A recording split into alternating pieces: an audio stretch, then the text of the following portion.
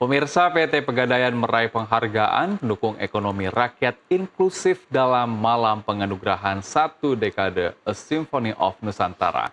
Apresiasi ini diberikan atas kontribusi nyata Pegadaian dalam mendorong UMKM naik kelas melalui pendampingan hingga perluasan pasar.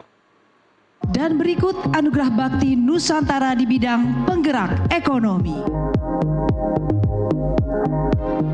Malam perayaan Satu Dekade A Symphony of Nusantara menjadi panggung apresiasi bagi para pelaku yang berkontribusi besar bagi pembangunan bangsa bertempat di NT Tower Jakarta pada Jumat malam 28 November 2025. Nusantara TV menganugerahkan anugerah bakti kepada para stakeholder strategis.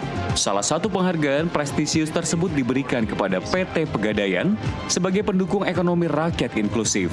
PT Pegadaian. Penghargaan ini menjadi pengakuan atas konsistensi Pegadaian dalam menggerakkan sektor usaha mikro, kecil, dan menengah sebagai tulang punggung ekonomi nasional. Melalui berbagai program pemberdayaan, Pegadaian tidak hanya hadir sebagai lembaga pembinaan, tetapi juga sebagai mitra pertumbuhan UMKM.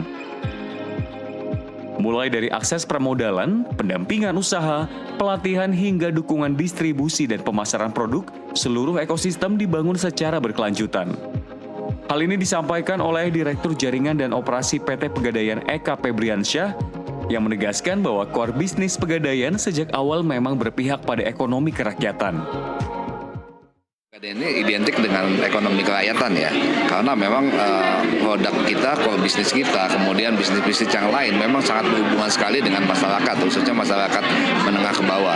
Nah, ada beberapa program yang saat ini kami lakukan yang terkait dengan menggerakkan ekonomi. Yang pertama kita ada namanya Gadepreneur.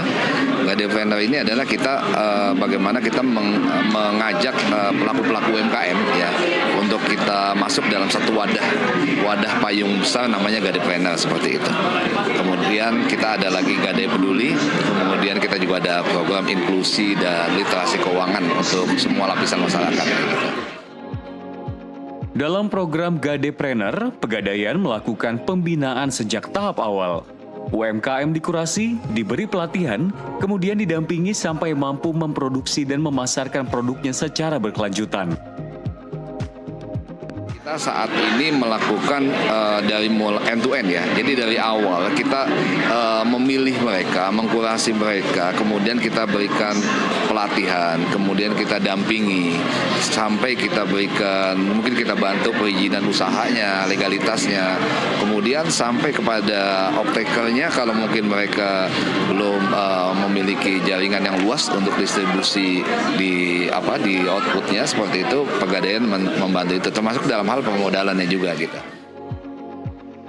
Model pendampingan ini membuat peran Pegadaian tidak sekedar sebagai lembaga gadai, melainkan sebagai penggerak transformasi UMKM agar lebih tangguh, adaptif, dan memiliki daya saing di tengah ketidakpastian ekonomi.